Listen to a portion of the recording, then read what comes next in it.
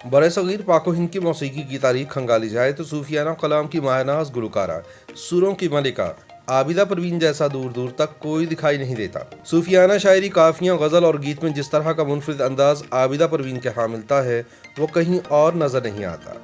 सिंध की धरती से ताल्लुक़ रखने वाली इस गुलकारा ने अपने मुनफरिद अंदाज के ज़रिए दुनिया भर में बेमिसाल शोहरत और मकबूलियत हासिल की है और सूफियाना कलाम से उन ममालिक को भी रोशनास कराया जो इसकी रोशनी से महरूम थे। याद रहे कि सन 1970 की दिहाई की इब्तिदा में आबिदा परवीन दरगाहों पर सूफी अकराम का कलाम पढ़ा करती थी और सन 1973 में इन्होंने रेडियो पाकिस्तान के जरिए अपने करियर का आगाज किया और इस वक्त तक आबिदा परवीन बेशुमार काफियाँ, गीत और गज़लें गा चुकी हैं।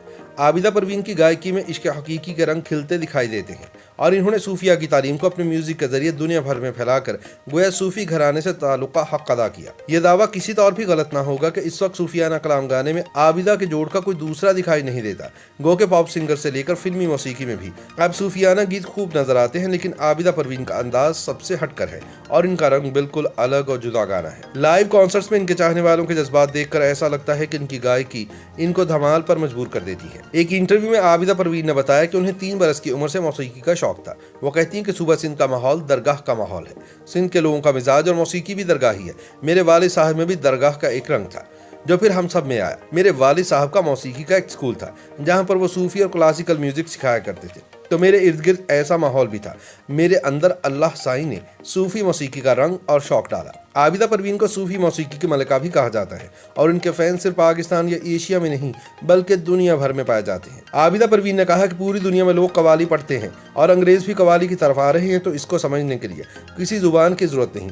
जब आबिदा परवीन से तसव्वुफ और सूफी मौसीकी के बारे में पूछा गया तो उन्होंने कहा कि तसव्वुफ से रूहानियत मिलती है, जैसे अंदर ठंडक महसूस होती है, जैसे रूह गुम हो जाती है। उन्होंने मजीद कहा कि सूफी कलाम पढ़ने से इंसान किसी और ही दुनिया में चला जाता है। आबिदा परवीन ने कहा कि मैं सूफीज़म को इंसानियत के लिए बेहतरीन तोहफा करार देती हूँ। सूफी शायरी में वो बात है जो बंदे को खुदा से मिलाती है। इस शायरी के जरिए इंसान अपने रब के नज़दीक होता है और उसकी खुदाई को पहचानने के काबिल होता है।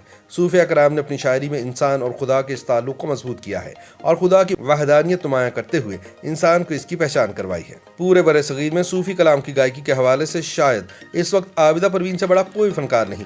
ताहम आबिदा का मानना है कि बरे सगीर को औलिया अल्लाह की तरफ से सूफी मौसीकी का इनाम मिला। वो कहती हैं कि जैसे हिंदुस्तान में हजरत अमीर खुसरो रहमतुल्लाह अलैह ने काफ़ी राग और साज बनाए। पहले बरे सगीर में पखावज होती थी, इसको तबले में तब्दील कर दिया, फिर सितार बनाए। इंडिया में नूरुद्दीन चिश्ती रहमतुल्लाह अलैह के मज़ार में कवाली चलती है, तो वो सूफी मौसीकी का बहुत बड़ा मरकज बना। लेकिन औलिया की सूफी म्यूजिक की अपनी ही शक्ल है। औलिया दर्द में गुनगुनाते थे, लेकिन दर्द को पढ़ना बहुत मुश्किल है।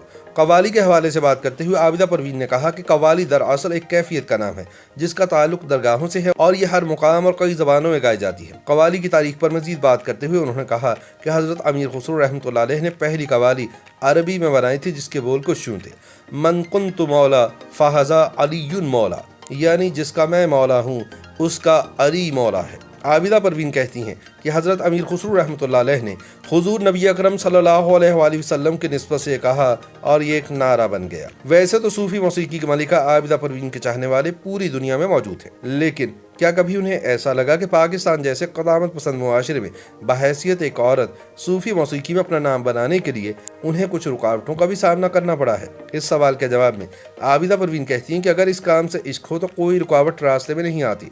बुजुर्गान दीन की एक ताकत है, इस नूर की ताकत है, पंजतन पाक की एक ताकत है जिससे सूफी मौसीकी चलती है। इसमें औरत मर्द का कोई तस्वुर ही नहीं। इस मौसीकी को कलंदराना निज़ाम चलाता है, पंजतन पाक चलाते हैं। इसमें औरत और मर्द का तस्वुर आ ही नहीं सकता। आबिदा परवीन कहती हैं कि दुनिया को जोड़ने के लिए औलिया अल्लाह ने काम किया और पंजतन पाक की तरफ से इनको तसव्वुफ का इनाम मिला। उन्होंने मजीद कहा कि असल में तसव्वुफ में दिल का ताल्लुक तड़प से है और जब वो तड़प हो तो फिर पूरी महफिल ही कलाम बन जाती है। उन्होंने कहा कि सुनने वाला भी और पढ़ने वाला भी कलाम बन जाता है। ये अल्लाह का एक इनाम है जिसे हम नहीं समझ सकते। ये तो परवरदिगार ने सच्चाई, अपनी तौहीद और अपनी निस्बत का एक सिलसिला दिया है जो इंसानियत को जोड़ कर रखता है।